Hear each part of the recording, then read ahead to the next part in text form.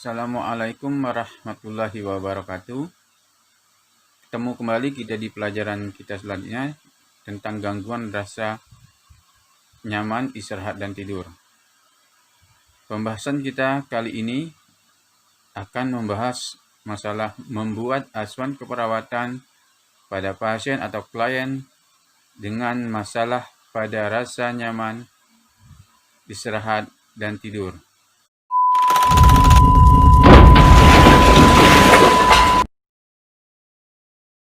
Baiklah, kali ini kita akan membahas bagaimana cara membuat asuhan keperawatan kepada klien atau pasien dengan masalah gangguan rasa nyaman, istirahat, dan tidur.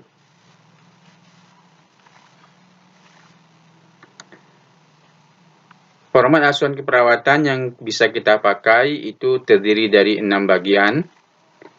Yang pertama adalah pengkajian.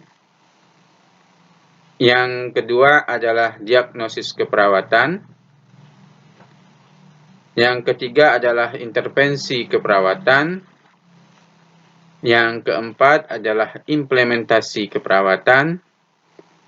Yang kelima adalah evaluasi keperawatan. Sedangkan yang paling terpenting adalah yang keenam, yaitu dokumentasi keperawatan.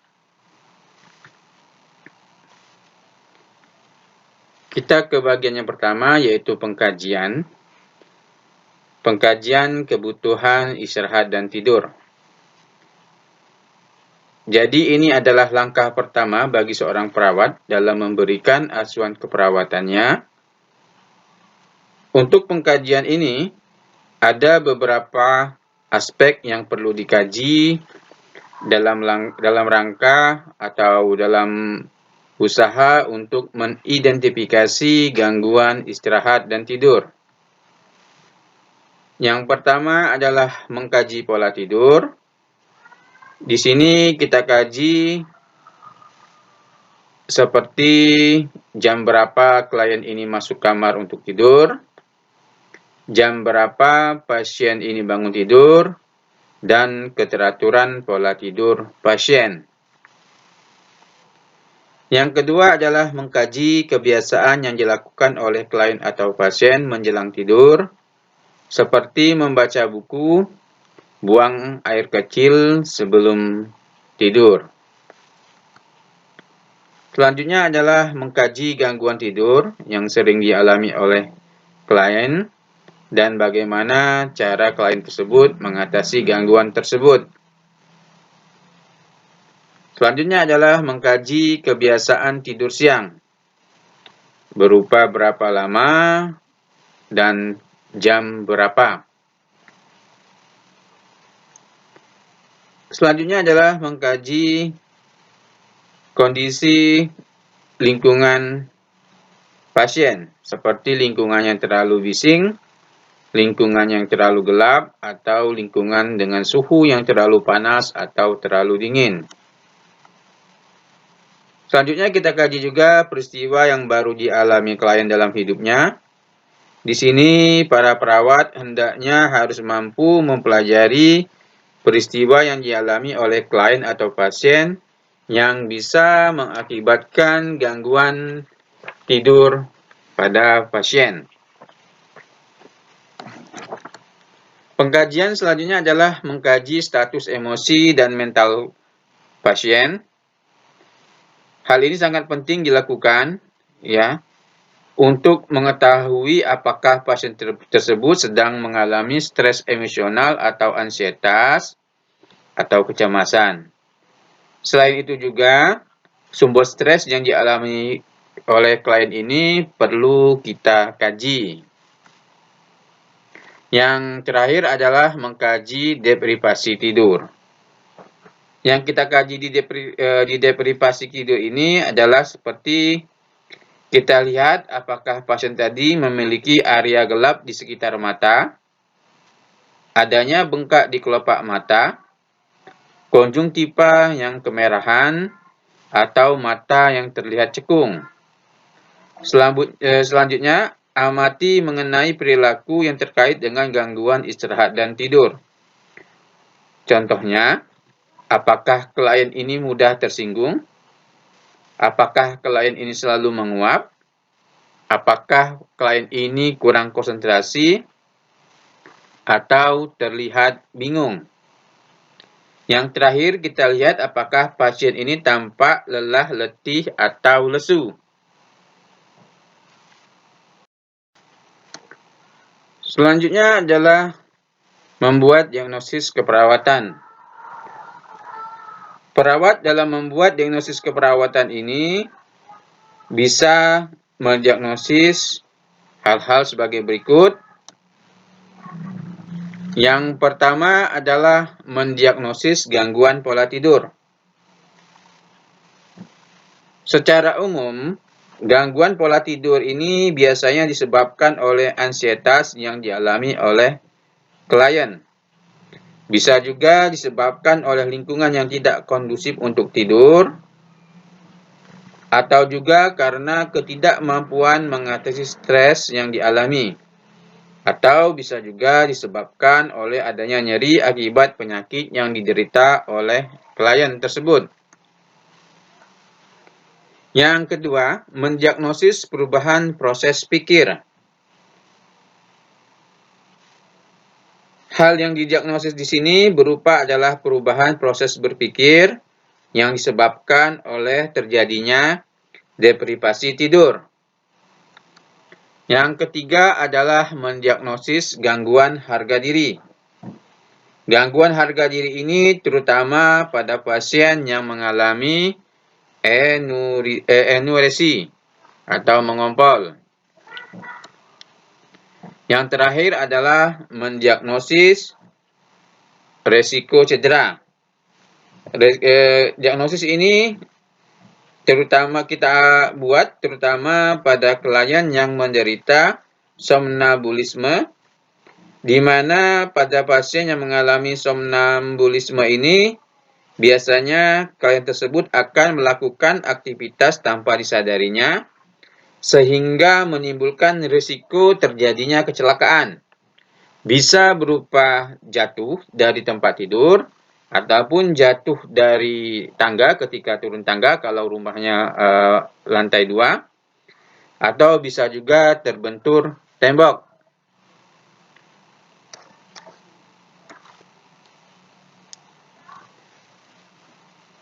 Langkah yang ketiga adalah membuat intervensi keperawatan.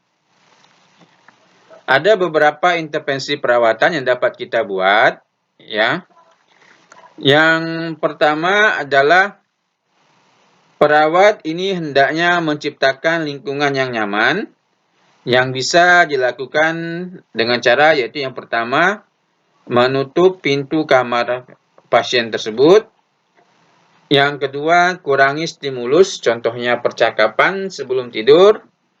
Yang ketiga, tempatkan pasien atau klien dengan teman yang cocok. Selanjutnya adalah bantu kebiasaan pasien sebelum tidur.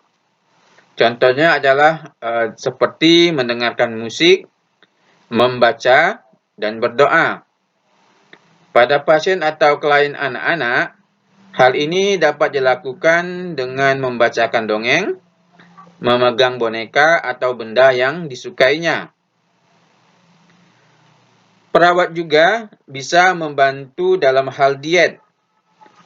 Intervensi ini dapat dilaksanakan oleh perawat, yaitu berupa perawat ini dapat menganjurkan klien tersebut untuk memakan makanan yang mengandung tinggi protein seperti susu dan keju. Selanjutnya, perawat juga hendaknya menganjurkan klien atau pasien tersebut untuk menghindari banyak minum sebelum tidur. Selanjutnya adalah perawat dapat menganjurkan pasien untuk menghindari latihan fisik yang berlebihan sebelum tidur. Terus hindari rangsangan mental yang tidak menyenangkan sebelum tidur. Artinya, kita usahakan psikologi klien ini tetap tenang, tidak cemas, ataupun stres sebelum tidur. Jangan lupa juga kita berikan rasa nyaman dan rileks dengan cara mengatur posisi yang nyaman untuk tidur, terus menganjurkan klien untuk berkemih sebelum tidur, dan tempat tidur ini harus bersih dan tidak boleh basah, serta memberikan obat analgesik lebih kurang 30 menit sebelum tidur pada klien yang mengalami nyeri.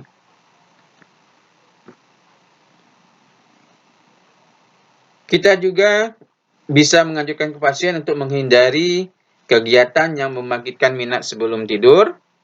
Terus kita ajak dia berdoa sebelum tidur sesuai dengan agama dan kepercayaannya.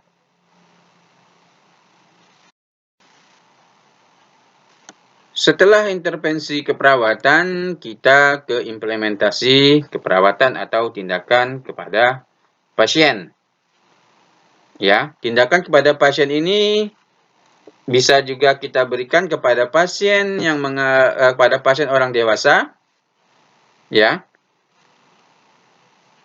Pada pasien orang dewasa, apabila ini terjadi pada pasien rawat inap, biasanya masalah tidur ini dihubungkan dengan lingkungan rumah sakit. Karena itu, para perawat ini hendaknya harus mampu melaksanakan hal-hal sebagai berikut. Yang pertama, libatkan pasien dalam pembuatan jadwal aktivitas. Yang kedua, berikan obat analgesik sesuai dengan prosedur. Yang ketiga, berikan lingkungan yang suportif. Dan yang terakhir adalah jelaskan dan berikan dukungan pada pasien agar tidak cemas.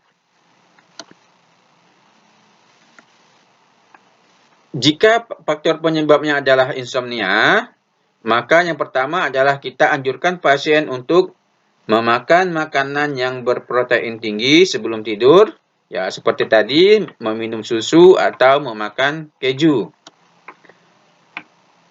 Selanjutnya, kita anjurkan pasien untuk tidur pada waktu yang sama dan hindari tidur pada waktu siang dan sore hari dengan frekuensi waktu yang lama.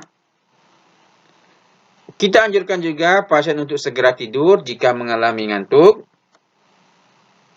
Kita anjurkan pasien untuk menghindari kegiatan yang membangkitkan minat sebelum tidur. Dan yang terakhir, kita anjurkan teknik pelepasan otot serta meditasi sebelum tidur.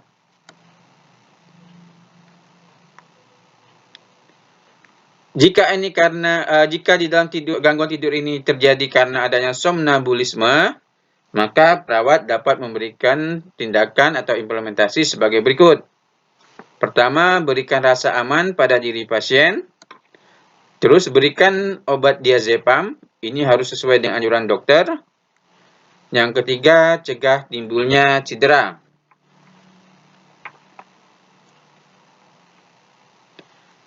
Jika terjadi anoreksia, maka perawat dapat melakukan hal sebagai berikut. Yang pertama, anjurkan pasien untuk mengurangi minum beberapa jam sebelum tidur. Yang kedua, anjurkan pasien melakukan pengosongan kandung kemih sebelum tidur. Yang ketiga, bangunkan pasien pada malam hari untuk buang air kecil.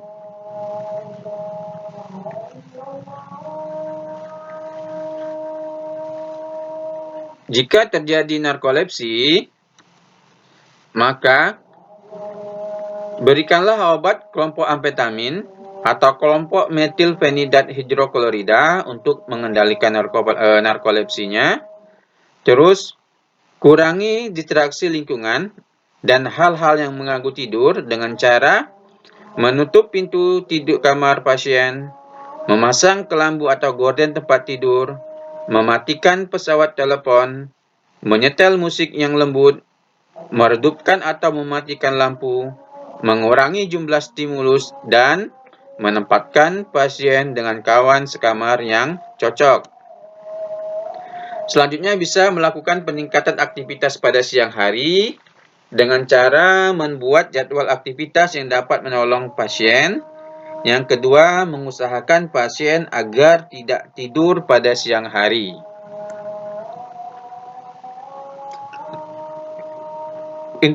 Implementasi selanjutnya adalah membuat pasien untuk memicu tidurnya dengan cara menganjurkan pasien untuk mandi sebelum tidur. Kita anjurkan pasien untuk minum susu hangat. Kita anjurkan pasien untuk membaca buku atau menonton televisi. Kita juga bisa menganjurkan pasien untuk menggosok gigi sebelum tidur dan menganjurkan pasien untuk membersihkan muka sebelum tidur, serta menganjurkan pasien untuk membersihkan tempat tidurnya.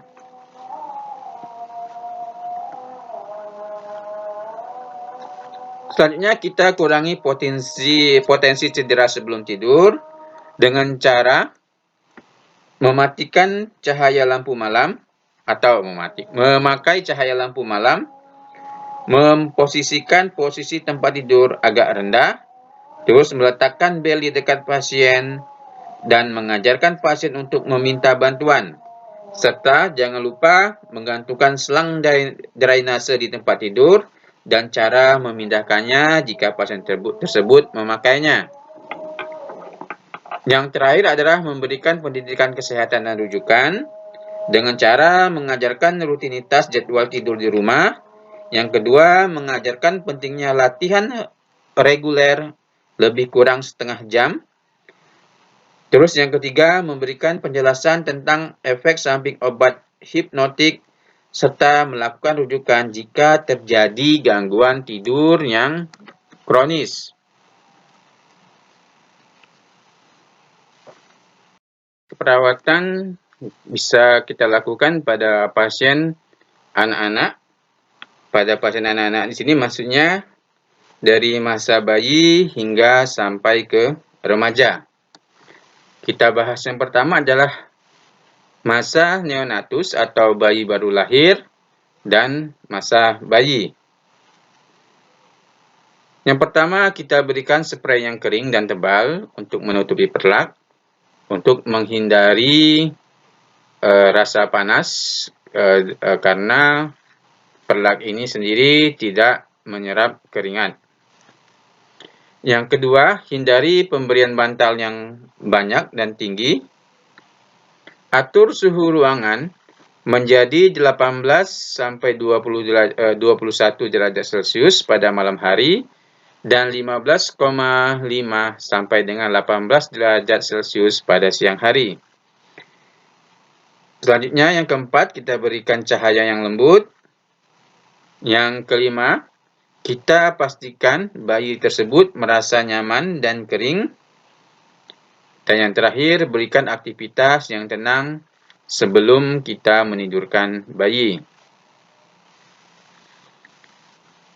Selanjutnya pada masa anak-anak. Pada masa anak-anak, yaitu kita berikan kebiasaan waktu tidur malam dan siang ini secara konsisten, meliputi jumlah dan waktunya kapan. Yang kedua, jangan lupa tempel jadwal tidur untuk mentertibkan tidur si anak. Yang ketiga, jangan lupa berikan aktivitas yang menenangkan, yang tenang sebelum pasien ini tidur, sebelum anak ini tertidur. Yang tiga, yang terakhir, yang keempat, kita dukung aktivitas pereda ketegangan, seperti bercerita atau mendongeng sebelum tidur. Selanjutnya, pada masa prasekolah, implementasinya adalah kita biasakan klien tersebut atau kita biasakan waktu tidur malam dan siang ini secara konsisten. Jangan terlalu banyak tidur siang, akhirnya tidur malamnya jadi sedikit. Jangan terlalu banyak tidur malam, akhirnya tidur siangnya sedikit. Tapi tetap konsisten jumlah ataupun jam-jam kapan dia harus tidur.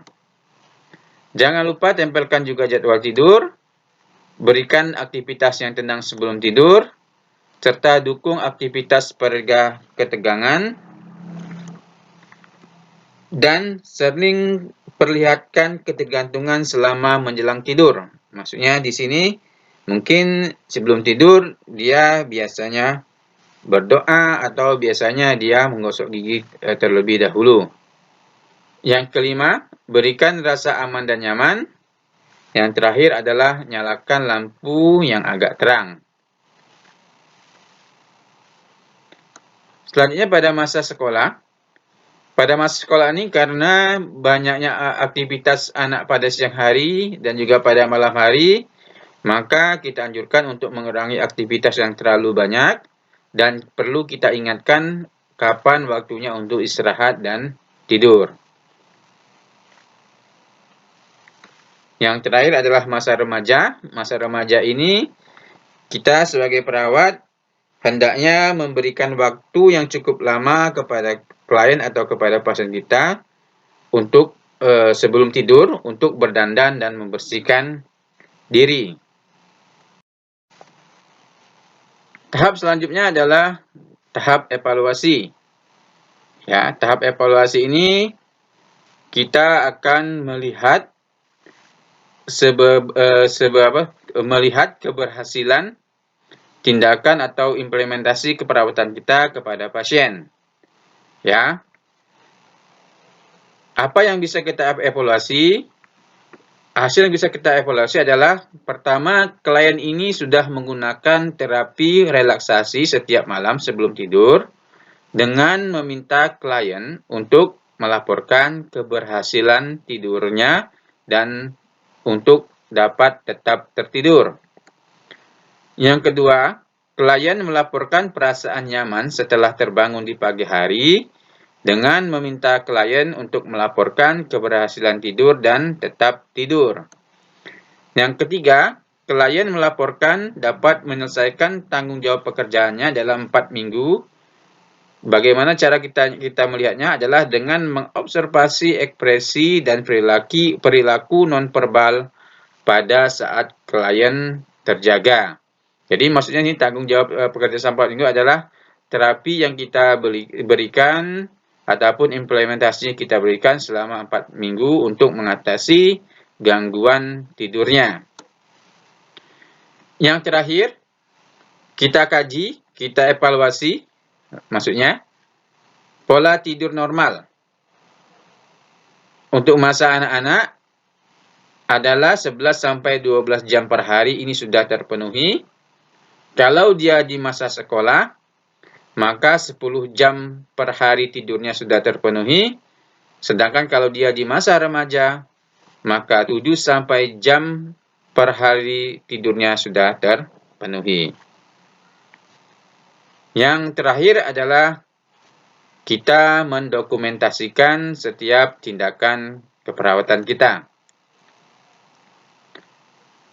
Pada tahap ini, meliputi pencatatan dan pelaporan setiap tindakan yang dilakukan kepada klien atau pasien dari awal sampai dengan akhir proses keperawatan. Hasil inilah yang akan kita pakai sebagai pedoman atau acuan dalam memberikan proses keperawatan yang berkesinambungan pada klien. Jika nanti dia mengalami gangguan tidur kembali. Ini juga bisa kita pakai sebagai sumber atau pedoman dalam menangani klien lain dengan keluhan yang sama. Ya. Itu saja yang dapat saya sampaikan. Terima kasih atas perhatiannya. Wassalamualaikum warahmatullahi wabarakatuh.